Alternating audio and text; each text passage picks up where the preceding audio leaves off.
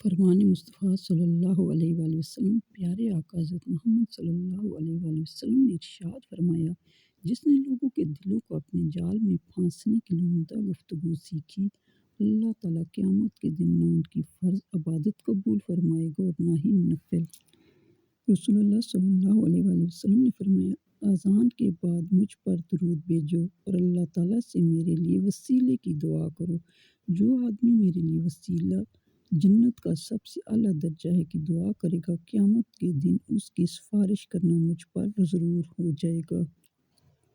صبح سویرے کام شروع کرنا۔ نبی کریم صلی اللہ علیہ وآلہ وسلم نے ارشاد فرمایا، میں نے اللہ تعالیٰ سے دعا کی کہ یا اللہ میری امت کے لیے اس کے سویرا کے کاموں میں برکت عطا فرما۔ دعا کرنا بیکار نہیں۔ رسول اللہ صلی اللہ علیہ وآلہ وسلم نے فرمایا، بے شک تمہارا رب شر مہیا کرنے والا بڑا سخی ہے۔ وہ اپنے بندے سے اس بات پر شرماتا ہے کہ بندہ اس کی طرف ہاتھ اٹھائے اور وہ اس کو خالی لوٹائے۔ جزا و سزا۔ اللہ تعالیٰ نے ملک موت سے پوچھا، تجھ کو کس بندے کی روح قبض کرنے وقت کبھی رحم بھی آیا یا نہیں؟ ملکہ موت نے عرض کیا، اللہ رب العزت، مجھ کو 2 انسانوں کی جان نکالنے میں بہت دکھ ہوا تھا، اگر تیرا حکم نہ ہوتا تو میں ہرگز ان کی جان نہ نکالتا۔ ارشاد ہوا، بتاؤ وہ 2 لوگ کون تھے؟ عرض کیا گیا، ایک تو وہ بچہ تھا جو نیا پیدا ہوا تھا اور اپنی ماں کے ساتھ جہاز کے ٹوٹے ہوئے تختے پر بے سر و سامانی کی حالت میں بحر بیکرا میں تیرتا جا رہا تھا۔ اس وقت اس بچے کا واحد سہارا تمام کائنات میں اس کی ماں تھی، تو مجھے حکم ہوا کہ اس کی ماں کی روح قبض کر لے۔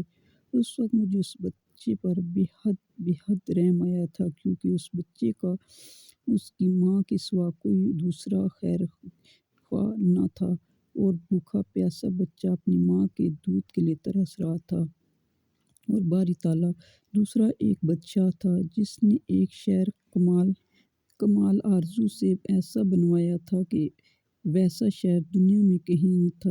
جب وہ شہر تیار ہو گیا اور بادشاہ اپنے شہر کو دیکھنے پہنچا، تو جس وقت ایک قدم اس کا شہر کے دروازے میں تھا تو مجھے حکم ہوا اس کی جان قبض کر لے۔ اس وقت بھی مجھے بہت رونا آیا تھا کہ وہ بادشاہ کیا کچھ حسرتیں اپنے دل میں لے گیا ہوگا۔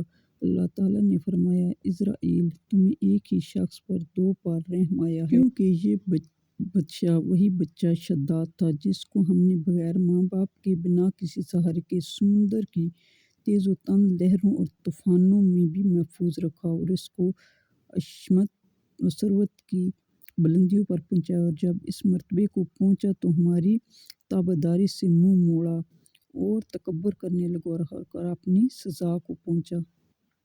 آزمائش کیوں آتی ہے؟ رسول اللہ صلی اللہ علیہ وآلہ وسلم نے فرمایا، بندے کی آزمائش اس کے دین کے حساب سے ہوتی ہے۔ اگر وہ اپنے دین میں پختہ اور مضبوط ہو تو اس کی آزمائش بھی زیادہ ہوتی ہے، اور اگر اس کا ایمان کمزور ہو تو آزمائش اسی حساب سے کم ہوتی ہے۔ بندے پر مسلسل آزمائش آتی رہتی ہے، حتیٰ کہ اسے ایسا پاک کر دیتی ہے کہ وہ زمین پر چل پھر رہا ہوتا ہے اور اس کے ذمے کوئی گناہ نہیں ہوتا۔ رسول اللہ صلی اللہ علیہ وآلہ وسلم نے فرمایا، عنقریب لوگوں پر دھوکے سے بھرپور سال آئیں گے، ان میں جھوٹے کو سچا سمجھا جائے گا اور سچے کو جھوٹا کہا جائے گا، بددیانت کو امانتدار سمجھا جائے گا اور دیانتدار کو بددیانت کہا جائے گا، اور رویبضہ باتیں کریں گے۔ کہا گیا، رویبضہ کا مطلب کیا ہے؟ آپ صلی اللہ علیہ وآلہ وسلم نے فرمایا، حقیر آدمی عوام کے معاملات میں رائے دے گا۔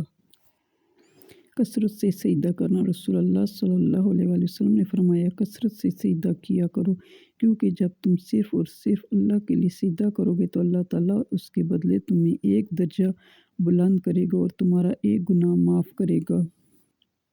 پل صراط۔ رسول اللہ صلی اللہ علیہ وآلہ وسلم نے فرمایا کہ پل صراط جہنم کے دونوں کناروں پر رکھا جائے گا، اس پر سادان کے کانٹوں کی طرح کانٹے ہوں گے، پھر لوگ اس پر سے گزرنا شروع کریں گے تو بعض لوگ صحیح سلامت گزر جائیں گے، بعض لوگوں کے کچھ اعضاء کٹ کر جہنم میں گر پڑیں گے پھر نجات پائیں گے، بعض لوگ اسی پر اٹکے رہیں گے اور بعض اوندے منہ جہنم میں گریں گے۔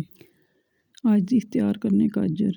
رسول اللہ صلی اللہ علیہ وآلہ وسلم نے فرمایا، صدقہ دینے سے مال کام نہیں ہوتا، اور جو بندہ معاف کر دیتا ہے اللہ اس کی عزت بڑھاتا ہے، اور جو بندہ اللہ تعالیٰ کے لیے عاجزی اختیار کرتا ہے اللہ تعالیٰ اس کا درجہ بلند کرتا ہے۔